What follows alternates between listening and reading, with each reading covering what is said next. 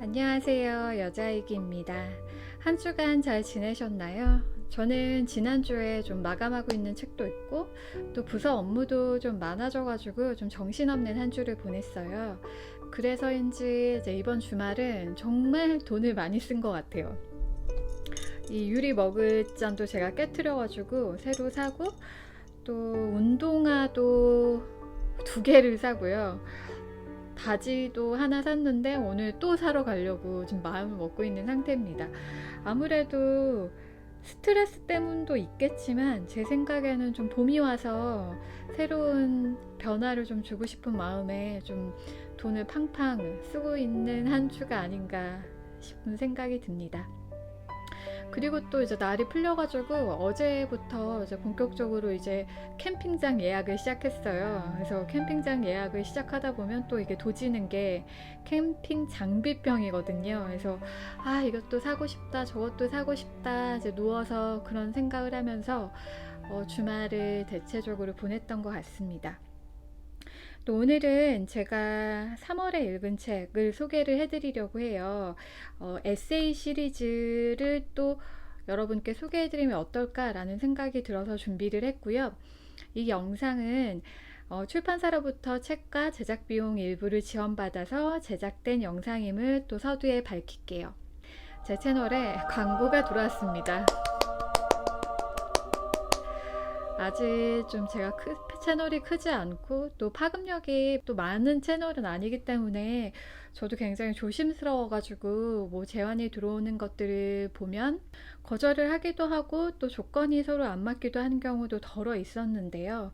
오늘 광고 제안을 하신 출판사에서는 여러분께 제가 소개를 해드려도 저희 채널과 좀 맞는 책이겠다라는 생각이 들어가지고요. 제가 긍정적으로 검토를 했고 그리고 기쁜 마음으로 여러분께 소개를 하게 되었습니다. 여러분들도 많은 관심을 가져주시면서 책에 대한 이야기를 좀 들어주시면 감사하겠습니다. 본격적인 책 소개에 앞서서 최근에 출판계에서 불고 있는 그 에세이 시리즈에 대한 이야기를 좀 해볼까 해요. 여러분은 에세이 시리즈라고 하면은 어떤 책이 가장 먼저 떠오르시나요? 저는 아무래도 에세이가 키워드, 주제별로 세분화될 수 있고 그 세분화된 게 타깃 독자에게 부합할 수 있다라는 가능성을 보여준 아무튼 시리즈가 가장 먼저 생각이 되는데요. 이 아무튼 시리즈는 2017년도에 첫 출간이 되었어요. 근데 이제 그 즈음에 미디어를 통해서 소확행이라는 단어가 굉장히 이제 떠오르기 시작했던 즈음이었거든요. 소확행이라는 단어를 제가 어제 다시 한번 검색을 해봤어요. 이게 어떻게 시작이 되었고 어떤 방식으로 사람들에게 지금 소비되기 시작했는지를 좀 알아보기 위해서 어제 공부를 좀 했는데요. 소확행이라는 단어는 제 생각과 되게 굉장히 다르게 1986년도 무라카미 하루키의 에세이 란게르 한스 섬의 오후에서 쓰인 말에서 시작이 되었다고 합니다. 여러분도 모르고 계셨죠? 그 글에서 가꾼 빵을 손으로 찢어 먹을 때, 서랍 안에 반듯하게 정리되어 있는 속옷을 볼 때 느끼는 행복이 바쁜 일상에서 느끼는 아주 작은 즐거움, 하지만 소소하고 확실한 행복을 가져다 준다라는 글귀가 있었다고 합니다. 그 글귀에서 시작된 소확행이 굉장히 이제 유행을 타기 시작한 것은 아무래도 밀레니얼 세대의 가치관과 부합을 했기 때문이다라고 보여져요. 이전에 저희 부모님 세대들은 경제적인 자립과 사회적 성공을 위해서 부단히 애쓰고 가족을 위해서 희생한 세대였다면 밀레니얼 세대는 그분들의 희생으로 인해 안정적인 경제적 배경을 얻게 되었고 그럼으로 인해서 행복의 기준, 성공의 기준이 외부로 향하는 것 그리고 사회적으로 인정을 받는 것에서 자신의 만족, 또 개인의 중심으로 이제 변화된 경향을 갖게 됩니다. 젊은 세대들은 돈이나 명예보다는 자기 충족적인 행복을 추구하고 있음을 이제 시사하는 게 바로 이 소확행이라는 단어가 되겠죠. 그러면서 이제 개인의 취향과 취미, 또 즐거움, 덕질 등이 사회 문화로 대두되기 시작하고 그로 인한 어떤 관계심이나 연대들이 또 주목받기 시작한 것 같아요. 아무튼 시리즈는 그러한 분위기를 잘 맞춰서 아주 잘 기획된 에세이 시리즈라는 생각이 듭니다. 보통 이제 에세이의 타깃 독자를 잡을 때 굉장히 좀 넓고 광범위하게 잡는 게 유리하다라고 생각했던 출판계에서 이렇게 좁지만 하지만 적확하게 타깃 독자층을 타격할 수 있다는 거를 아주 흥미롭게 보여준 사례입니다. 또 사람들의 관심사가 굉장히 다양하기 때문에 또 다양한 주제들이 계속 양상될 수 있기 때문에 아무튼 시리즈는 계속 출간을 진행하고 있고 또 쉼없이 달려나가고 있다라고 보여집니다. 주제들도 굉장히 재밌어요. 피트니스, 서재, 잡지, 망원동, 스웨터, 무라카미 하루키, 떡볶이, 문구, 순정 만화, 예능, 발레, 식물 등 매우 다양하고요. 이거 제가 말씀드린 것도 사실은 일부분이고 좀 계속 출간이 되고 있고 또 출간 예정이라고 합니다. 저는 아무튼 시리즈 책 중에 총 3권을 가지고 있더라고요. 보시면 아무튼 산, 아무튼 문구, 아무튼 예능입니다. 책의 판권을 보면은 출판사가 한 곳이 아니라 3곳이에요. 이 아무튼 시리즈는 코난북스, 제철소, 위고라는 3개의 출판사가 서로 유기적으로 또 키워드가 겹치지 않는 형태로 지금 출간을 하고 있는 상태예요. 출판계에서 3개의 출판사가 하나의 주제로 출간을 한다는 건 굉장히 의례적이기도 하고 당시에도 그랬지만 지금도 굉장히 보기 드문 사례인 것 같은데 저는 굉장히 새로운 가능성과 또 새롭게 출판사들이 연대하여 진행될 수 있다라는 점에서 좋은 방향성을 제시하고 있다라는 생각도 가지고 있습니다. 그리고 또 제가 가지고 있는 에세이는 시간의 흐름 출판사에서 나온 말들의 흐름이라는 에세이입니다. 이 에세이는 2020년도 4월에 첫 출간이 됐고 비교적 에세이 시리즈의 후발 주자인데요. 아주 기획이 흥미진진해가지고 많은 사람들에게 좀 주목을 받고 있는 사항인 책입니다. 이 책은 보시면 시와 산책, 산책과 연애 이렇게 단어의 끝이 연결되어 있는 기획이거든요. 현재까지 이렇게 10권의 책이 끝말잇기 형태로 기획이 되어 있습니다. 이런 기획은 여러분도 처음 보시지 않나요? 이 책의 기획이도가 굉장히 좀 신선해서 제가 기획이도를 좀 찾아봤는데 이런 이야기를 하더라고요. 끝말잇기를 테마로 한 이 시리즈는 우리가 잊고 있던 문학의 즐거움을 다시 잊기 위해 사람과 사람, 낱말과 낱말을, 마음과 마음을, 그리고 이야기와 이야기를 차근차근 이어나가는 것을 목표로 한다 라고 이야기를 하고 있더라고요. 현재 10권은 주제들이 아까 보여드린 것처럼 정해졌지만 이 책이 만약에 10권으로 끝나는 게 아니라면 어떤 작가가 그 다음의 단어를 이어갈지 그리고 어떻게 끝을 맺을지 알 수 없다는 점에서 매력적으로 받아들여지는 좀 책입니다. 그리고 또 하나의 에세이 시리즈를 말씀드리고 싶은데요. 그거는 제가 책을 안 갖고 있어가지고 보여드릴 수는 없지만 영상을 통해서 좀 표지를 좀 보여드릴게요. 세미콜론이라는 출판사에서 출간된 띵 시리즈입니다. 이 띵 시리즈는 음식과 요리를 주제로 한 경쾌한 에세이예요. 제목부터 굉장히 좀 흥미를 유발하는 또 군침 돌게 하는 그런 것들이 많은데요. 제가 좀 몇 가지 말씀을 드릴게요. 치즈를 주제로 한 책입니다. 치즈 맛이 나서 치즈 맛이 났다고 했을 뿐인데 해장 음식은 나라를 잃은 백성처럼 마신 다음 날에는 라면을 주제로 한 책은 지금 물 올리러 갑니다.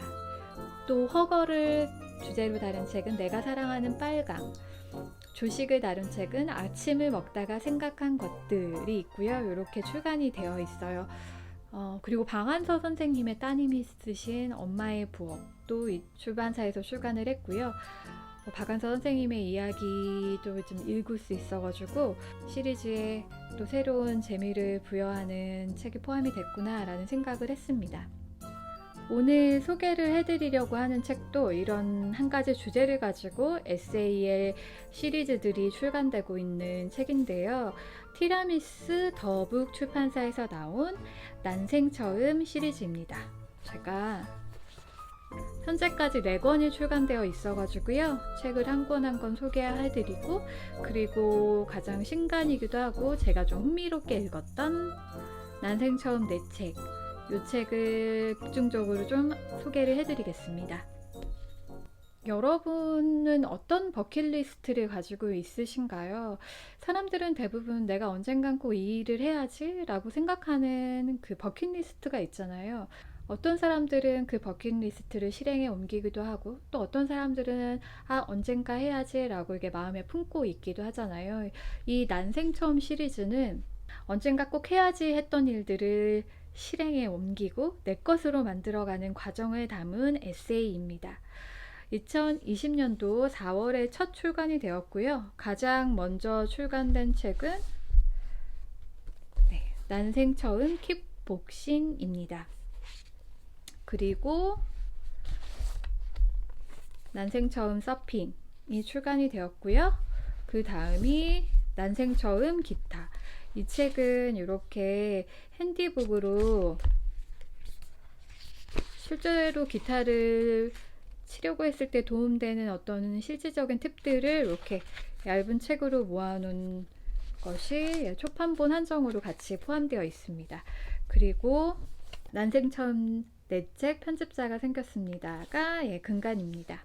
제가 편집자이기도 하고 또 책을 소개하는 프로그램들을 올리고 있다 보니까 제 채널에 댓글을 다시는 분들 중에 어떻게 출판사에 투고를 하면 되느냐, 제 투고한 메일을 안 읽는데 어떻게 해야 하느냐, 그리고 정말 출판사가 투고의 원고를 읽느냐라는 질문을 하시는 분들이 더러 계세요. 아무래도 책을 내고 싶은 사람들은 출판사에 또 편집자라는 사람의 의견과 생각들을 굉장히 궁금해한다라는 생각을 좀 가지고 있었는데요. 이 책을 보면서 편집자라는 제 직업을 좀 돌아보게 됐던 그런 계기가 좀 되었습니다. 이경 작가님이 쓴 난생처음 4책, 내게도 편집자가 생겼습니다. 이 책은 책을 내는 과정, 이를테면은 원고를 어떻게 기획해라, 원고를 어떻게 써라, 어떻게 투고해라 라는 그 일련의 과정에 대한 이야기라기보다는 작가 지망생, 또 첫 책을 내려고 하는 작가가 다양한 편집자를 만나고 어떤 편집자와 일을 하게 되고 그 과정이 어떠하였는지에 대한 내용을 좀 담은 책이라는 인상을 받았어요. 그래도 책 제목처럼 편집자에 대한 이야기가 굉장히 많이 나옵니다. 제가 편집자이다 보니까 이 책을 읽을 때 정말 여러 가지 생각이 들었어요. 되게 겸손해지기도 하고 슬프기도 하고, 그리고 죄책감도 좀 들기도 하고 그랬던 것 같아요. 제가 엊그제 미팅이 있어가지고 이사님과 차를 타고 가면서 이 책을 읽었는데 작가가 편집자를 생각하는 마음을 내가 다른 방면으로 읽게 되면서 굉장히 여러 가지 좀 서글픈 감정이 들었다라는 이야기를 했어요. 내가 이 일을 하는 게 맞나 싶을 정도로 내 자신이 굉장히 부끄러웠다라는 이야기를 했거든요. 왜 그런 이야기를 하게 되었냐라고 하면은 작가님이 편집자를 구원에 이르게 하는 천사라고 표현을 합니다.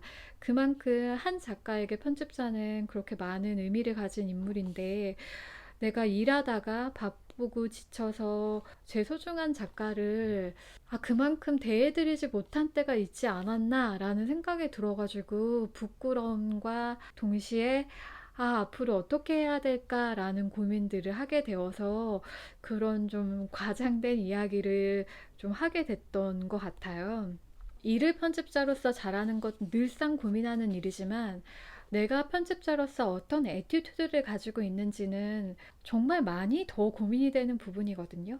편집자와 작가가 굉장히 상호적으로 일을 하는 관계고, 그리고 편집자는 작가의 매니저이기 때문에 이 사람을 사랑하고 보필하고 또 이 책이 잘 되기 위해서 굉장히 앞서서 애를 써야 하는데 가끔은 실수도 하기도 하고 또 업무가 많아서 지치기도 하고 마감 때 체력이 부족한 경우도 덜어 있기도 해요. 그래서 천사라는 호칭을 듣고 있는 내가 그 역할을 잘 수행하고 있나라는 고민을 빠지게 했던 책이었고, 그리고 이제 편집자들이 일을 할 때 이제 마감을 다 하고 나서 보도자료를 쓸 때 대부분 굉장히 하기 싫음을 느끼기도 해요. 일이 좀 마무리됐다라고 느끼는데 이제는 이제 보도자료, 책 설명을 이제 막 정리를 해야 되니까 아직 끝난 게 아니다라는 생각이 들어가지고 장난으로 이야기할 때 보도자료 쓰기 정말 싫다 이런 얘기 많이 하는데, 여기서 이제 작가가 이런 얘기를 합니다. 자기의 이름과 책을 쳤을 때 가장 먼저 나오는 게 그 책의 편집자가 쓴 책 소개다 라는 얘기가 나와가지고, 보도자료를 쓸 때 제 마음을 어떻게 해야 하는가도 많이 좀 생각하게 됐던 것 같아요. 나의 보도자료는 나의 하나의 업무를 떠나서 이 책과 이 작가님을 소개하는 가장 첫 번째 정보가 될 수 있다는 생각에 더 정성과 마음을 다해야지 라는 생각을 했습니다. 물론 정성과 마음을 과거부터 지금까지 아주 담고 있지만 더욱 담아야겠다 이런 생각을 하게 되었던 것 같아요. 이 책을 쓰신 이경 작가님에 대해서 좀 소개를 해드릴게요. 네, 이 작가님은 문해창작과를 졸업을 했고요. 웹진 드리머의 필진으로 흑인 음악을 소개해 왔다고 합니다. 글쓰기 외에도 직장 생활을 병행하고 계시고 있고요. 첫 책도 에세이일 거라고 생각했는데 첫 책은 굉장히 흥미롭게 소설을 발표를 하셨더라고요.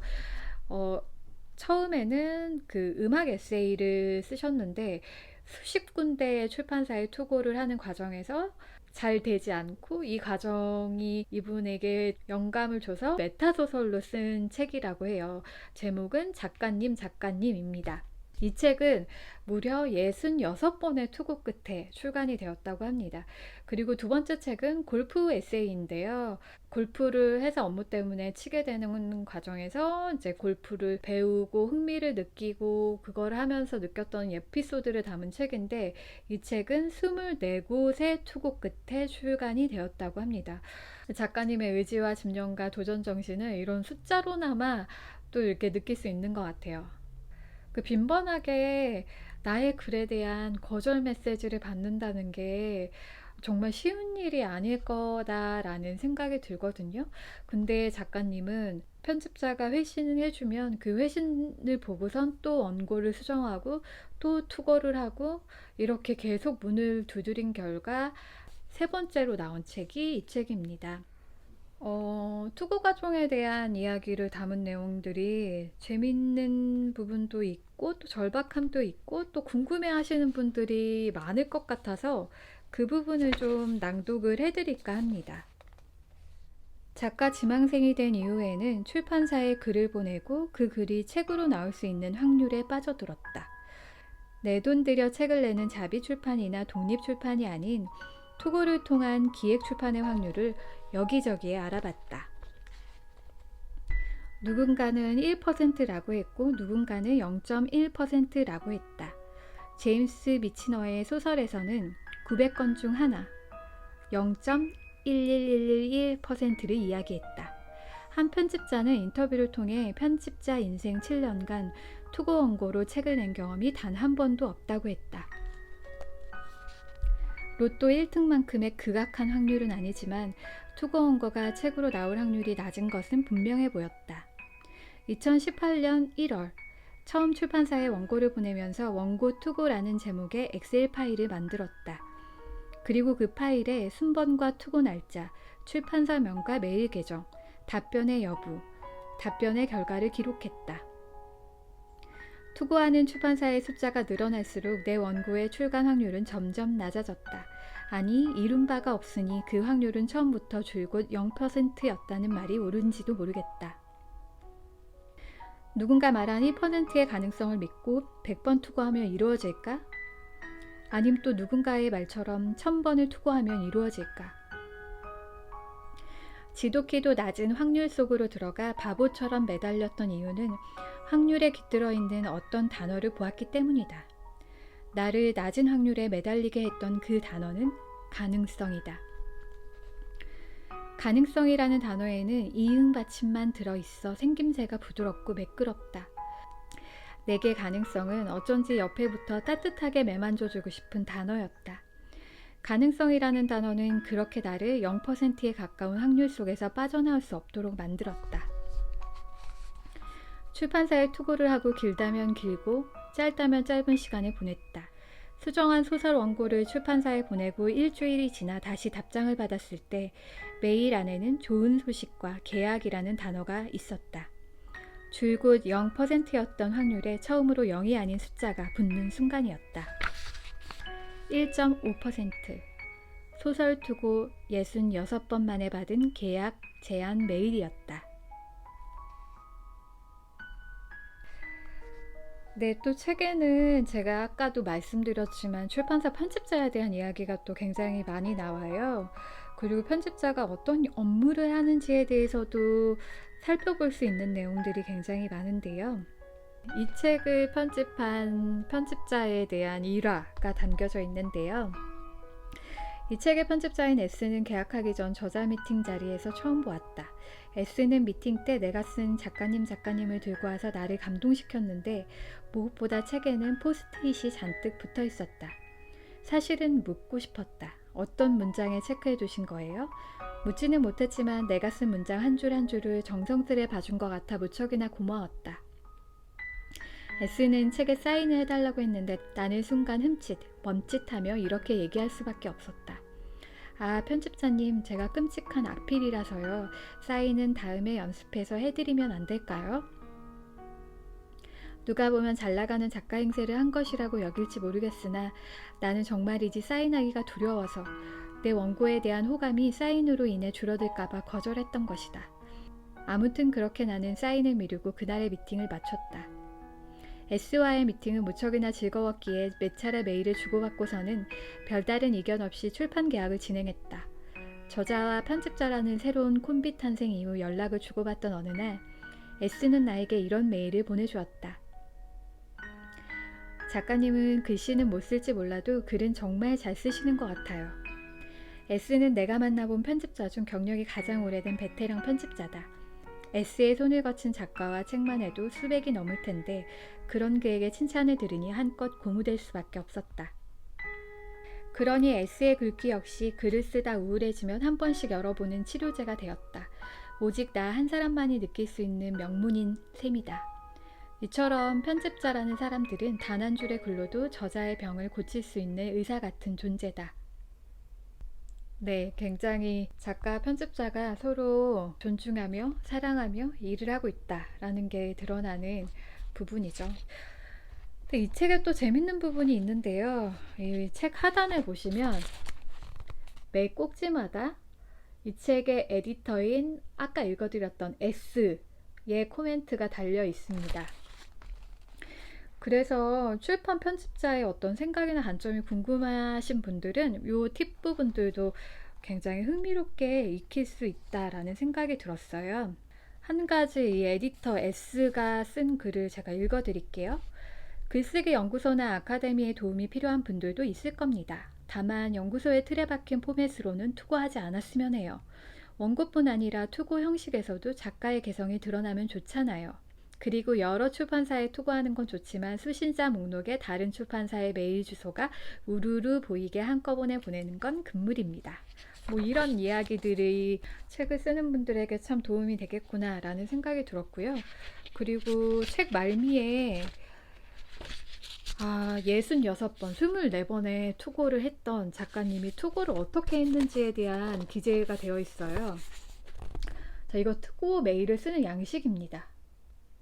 매우 잘 쓰셨더라고요. 호감 가는 메일 쓰기를 하셨어요. 여러분도 요거를 보면서 어떤 식으로 메일을 쓰는 것이 좋은가 라고 생각을 해보시면 좋을 것 같고요.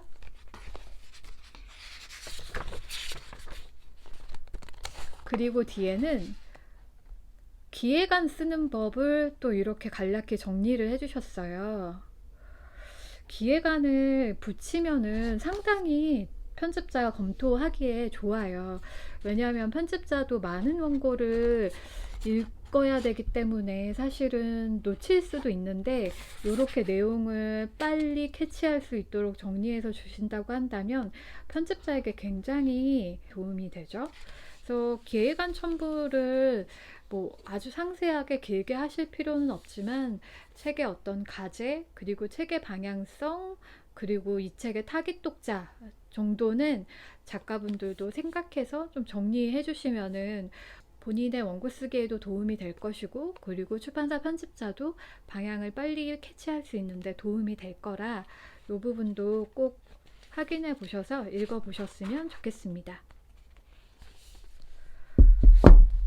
또 여러분은 어떤 버킷리스트를 가지고 계신가요?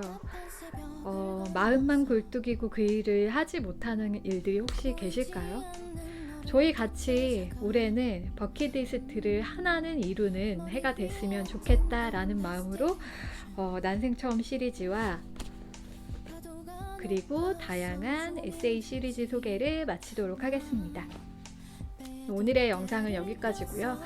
다음 주에는 제가 지난번 영상에서도 언급을 했는데, 지난주 3월 첫째 주에 저랑 순심이가 단 둘이서 제주도로 당일치기 여행을 다녀왔습니다. 그 영상을 좀 소개해 드리려고 해요. 강아지와 함께 비행기 타는 것부터 제주도에서 어떻게 하루로 놀면 좋은지, 그런 부분들도 약간의 팁으로 들어갈 수 있을 것 같아요. 기대 많이 해주시고요. 그러면 다음 주에 뵙겠습니다. 안녕. 근데 여기 나 혼자뿐이라도 나쁘진 않아.